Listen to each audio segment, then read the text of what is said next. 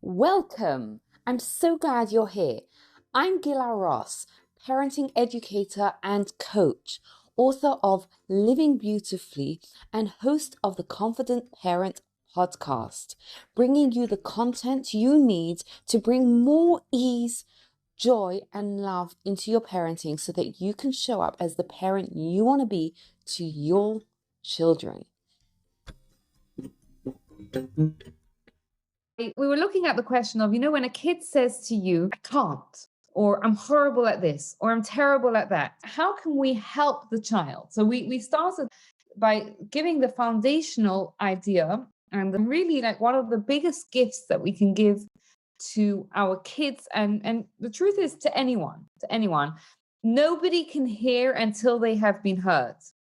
The idea that, and I think we see this a lot of times in children, like you're telling a child to do something. Let's say you tell your child, get your shoes on, and they're in the middle of telling you a story that happened, that their rabbit fell out of the bed and whatever else that happened to it. If you would watch the interaction as an outsider, it's almost as though kids don't hear while they're talking. And what this tool in our toolbox is telling us that just like we as human beings and adults, we value when other people hear us, when other people listen and validate us, so to our kids, it's such a powerful, powerful tool that nobody can hear until they have been heard. So I set you a homework task to see if there was one opportunity during the week where you could really validate your child, where you could really listen to them. And it could be something positive, it could be something negative. Did anyone have any reactions to it? Did anyone get a chance to implement it? Did anyone notice anything, any anecdotes that you'd like to share with us? Yeah, I do. It actually happened this week. I don't know about anyone else's children's, but my oldest is obsessed with Roblox. And it's this app where they can create their own like village and homes. And they honestly, from like the actual ground, they build up these houses, and it takes time to earn the money to be able to buy the bricks, the chairs, like everything.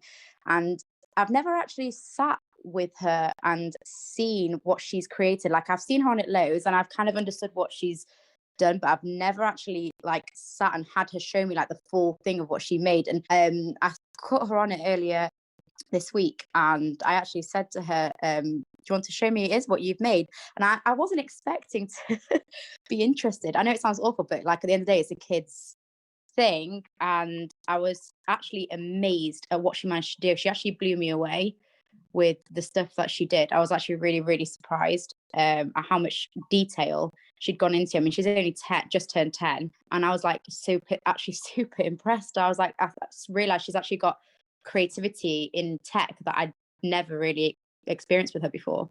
And it was like quite enlightening. It was nice. Wow. Did she make any comments to you afterwards or anything? Not really, actually, no. But I think it felt good. I don't know about her, but I'm sure it felt good, like actually me giving her that time for her to show me something she spent ages on doing. Yes. So thank you. And also thank you for sharing that. It shows that, you got a new added appreciation for her by taking the time to actually sort of enter into her world. Anyone else wants to share anything? Try to listen where, like, I think you've had the same, but, trying to get them out for a walk. And I think our record is 40 minutes of arguing and saying, get your coat on, get your shoes on, get your wellies on, get ready, let's go, toilet, all of that. And so last weekend, I just sort of said, like, at the weekend, we make a big effort to go out, the four of us, and like, have a good walk, and everyone feels better after it. It's just that beginning of, let's go, let's do it, let's, get it over with. And I just said, listen, I can hear you. No, I know you don't want to go. You've made it really, really clear. And like, I said, I know you don't want to, but like, there are reasons, and, everyone feels better, and it's important to exercise. And I can't say it made them that much better, but maybe the time period of let's get our coats on so we can do this, and then maybe the moaning was a little bit less, like not drastically, right. But they sort of seemed surprised when I sort of went, I can hear you, I'm just I am listening. I know you don't want to go. I know it's not your favorite thing, but let's try. Right. So Thank you, Clara. It helps them feel heard. The tool is powerful in that when we use it in just to hear, and I'm sure when you said to your children, hear that you don't want to go, they heard that, right? And they understood that you felt them, right? You understood what they were saying. No, we're going to move on. So thank you, all of you, for sharing. One of the tools that we discussed is no one can hear until they have been heard, which I would suggest keep on doing it. And I think the easiest way to do it is not when you're already in a confrontation, but just when they're telling you stuff, right? Like sometimes if you just stop and listen and look at your child when they talk to you, that in itself is so powerful. And I think with the fast pace of life, and even now, especially now, when we're so pulled in different directions, if we could even do that once or twice, it means so much to our children. Once we've heard them, we oftentimes want to change their belief in themselves. How do we change their belief in themselves? We're going to do a little exercise, because the first step to getting our kids to changing their belief in themselves is for us to believe in our kids. And you know what? It sounds a bit foundational and a bit fun. Obviously, we believe in our kids, but hold on a second. Sometimes, and a lot of times, when we ask our kids to do something, do we really believe that they're going to do it? You know, you ask your child, go get into pajamas. Do we think that they are going to do it the first time or the 15th time, right? So we're going to take a step back. We're going to do a little exercise. Now, I want to remind you, when we do this exercise, be kind to yourself, okay? Because parenting is not for the faint-hearted. It really, really isn't. So what I want you to do is pick, if you have more than one child, pick one child, okay? And I would suggest to do it for the other children afterwards in your own time, and list up to 5 special strengths of your child. So pick any of your children, any one that you want. You can make it easy by picking the easier child, or you can make it a little bit more challenging and pick the challenging child. And if all your kids are challenging, then you can make it equally difficult and pick whichever challenging child you want. So I'm going to give you, I don't know, a minute to just write 5 special strengths in your child. Now, was that easy or hard? Easy. Excellent. Very easy. Excellent. Very easy. Excellent. Anyone found it a little bit more challenging? First 2 or 3 came easier, the 4th and the 5th a little bit harder? Okay, great. All right, now the next question is, when was the last time that you told this child about 2 or more of these qualities? And you can tick as appropriate, either within the last 24 hours, within the last 48 hours, within the last week, or within the last month. Okay, 2 or more of those qualities that you told your child. So let's say you wrote down kind, stick, whatever else you want to write, academic, athletic, whatever else you want to write. When was the last time? Was it within the last 24 hours, within the last 48 hours, within the last week, or within the last month? And I think sometimes what we find is that even though it's so easy and it comes to us and we know our kids are great and we believe in our kids and, you know, we love them, we're so busy telling them to get stuff done, right? To get dressed, brush your teeth, get on your Zoom, do your homework, do this, do that, do the other, that it can go a bit of time when we don't actually tell them about it. Now, what's interesting is that every morning in the morning prayers, we say a little prayer that's called Moda'ani. When we wake up in the morning, and what we say at the end of it is Rabba emunatecha. Great is your faithfulness. Now, let me ask you a question. When we talk of faith, what do we usually mean? Your belief in religion. Exactly. We usually talk about our belief in God. But in this prayer, it's very different. It's a prayer where we say when we wake up in the morning and we're thanking God for giving us back our soul and giving us another day. And we end it by saying, great is your faithfulness. And it's not talking about our faith in God.